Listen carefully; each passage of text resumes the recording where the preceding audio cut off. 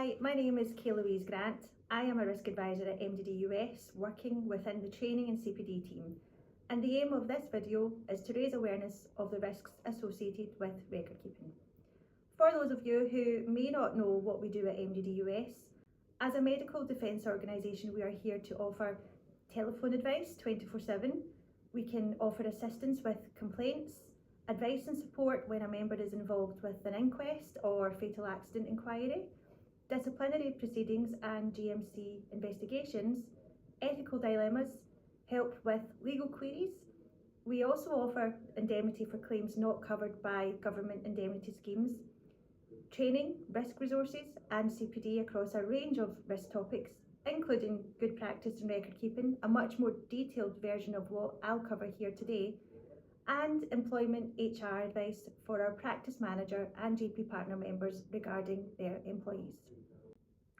Everyone in the practice team will make records differently.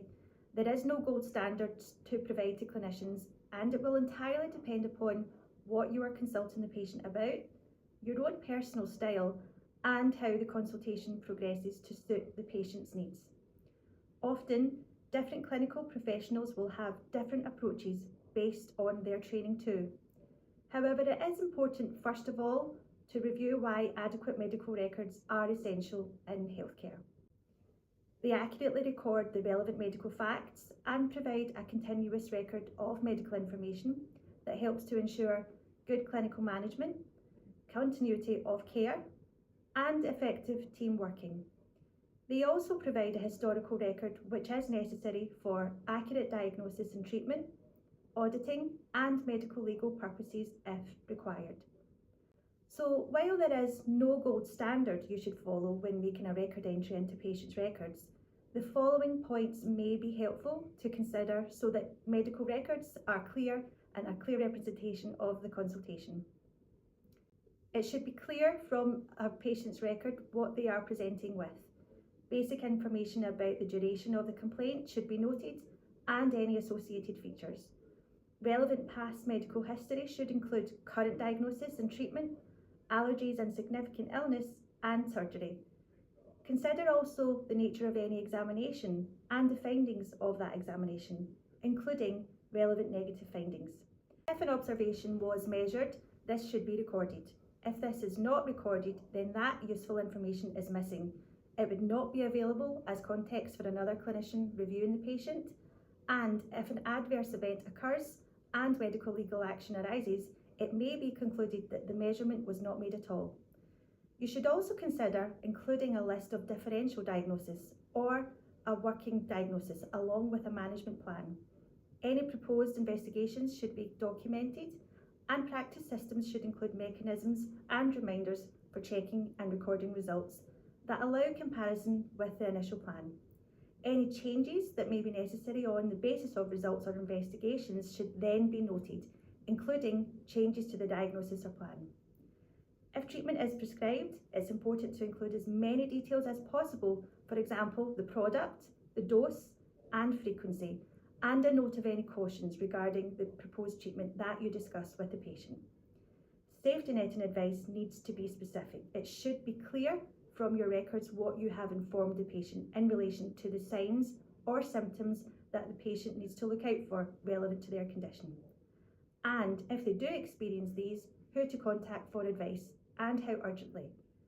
In a complaint or claim investigation, it would be hard to defend the advice you've given to the patient if the record entry is too vague.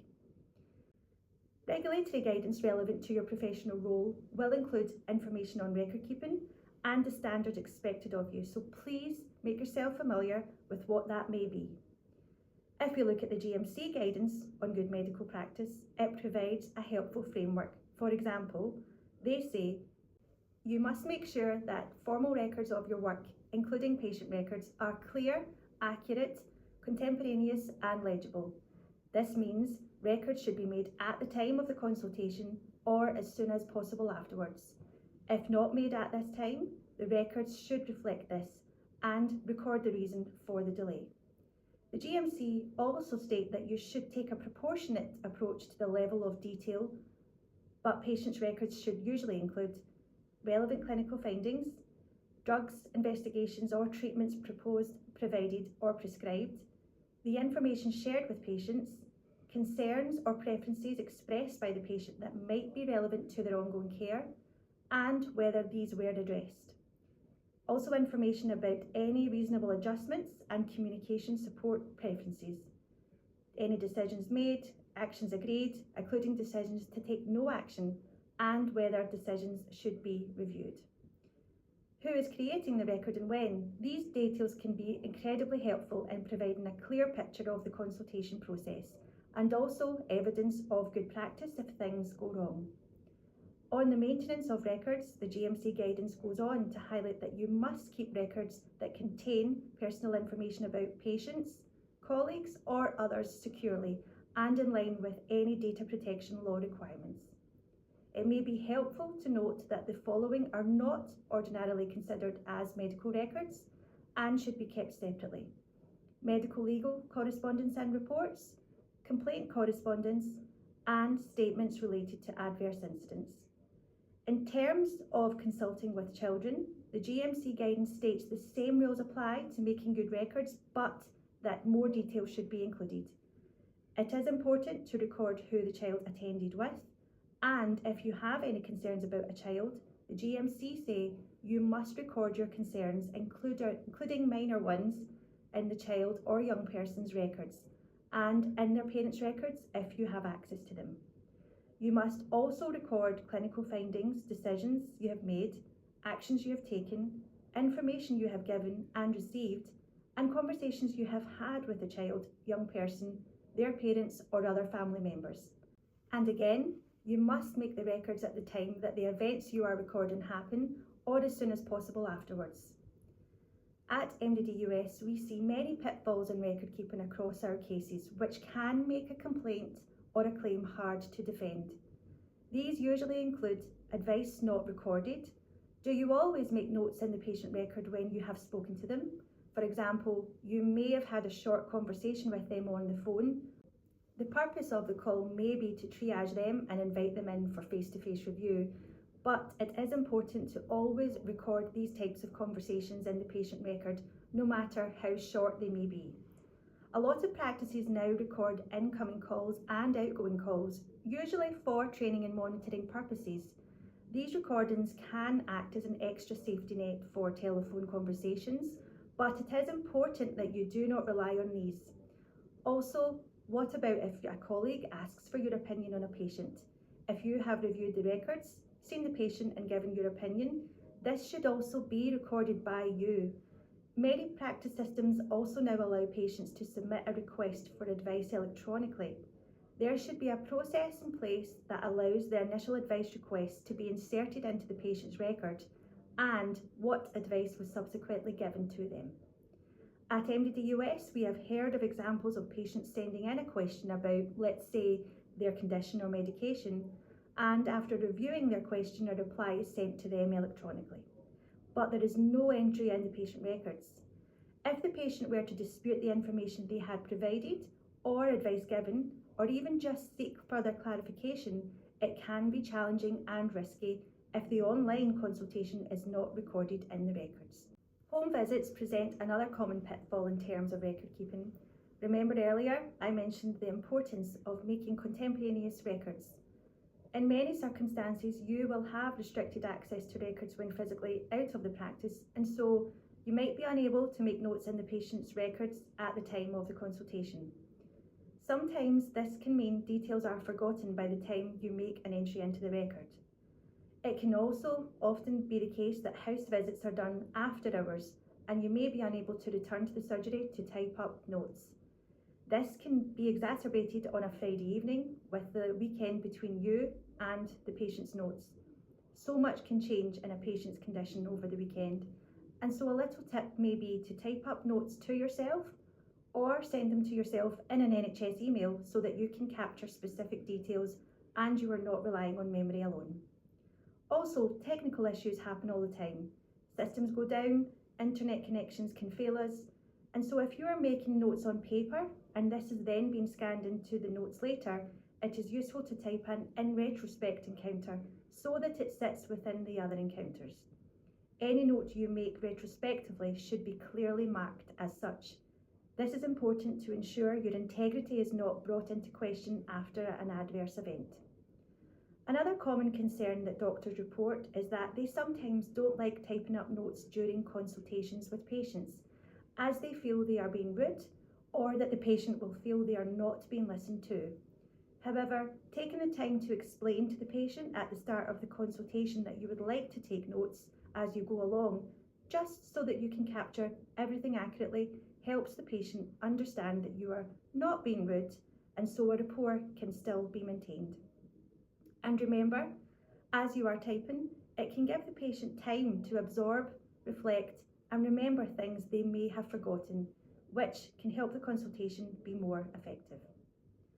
Also, of course, there is an increasing number of patients accessing consultations online via mobile apps. This has benefits such as patients having ease of access to their medical information and advice at a time that suits them. However, there are also risks involved, particularly when it comes to consent.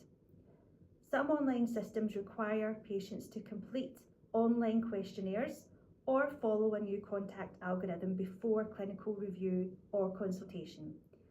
This comes with a risk if there is no opportunity for the patient to add free text information. However, free text information can also contain red flags, which, if not acted upon quickly enough, can contribute to risk itself. When using online consultation systems, your threshold should be low to convert to a telephone call or in-person appointment to avoid miscommunication or misunderstanding.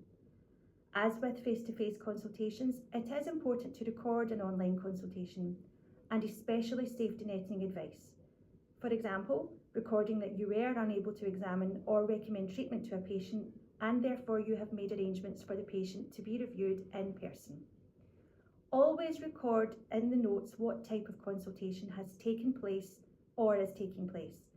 If there is uncertainty about how you consulted with a patient a few years down the line, would you be able to distinguish from your records and memory if a consultation took place over the phone, online, or in person? This can be important in helping to defend you should medical legal complaints or claims arise.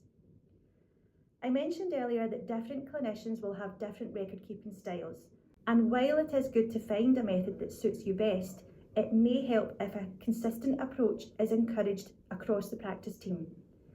Sometimes setting up templates or adopting shortcuts can help manage time better. These must reflect the consultation accurately though, and so should be used with caution and edited for each patient as appropriate. However, having a consistent approach can help everyone when reviewing patient notes, and as an additional benefit, helps to highlight any potential issues or patterns where a clinician is not recording important information. This can then be raised with them to prevent any issues later on. In conclusion, good record keeping is essential to deliver safe care, providing continuity and detail for other clinicians involved. However, it is important to review your record keeping in relation to the known pitfalls we have discussed to ensure they can also be used as a record of your good practice in the event of a complaint or adverse event. If you would like to find out more about MDDUS, please visit our website.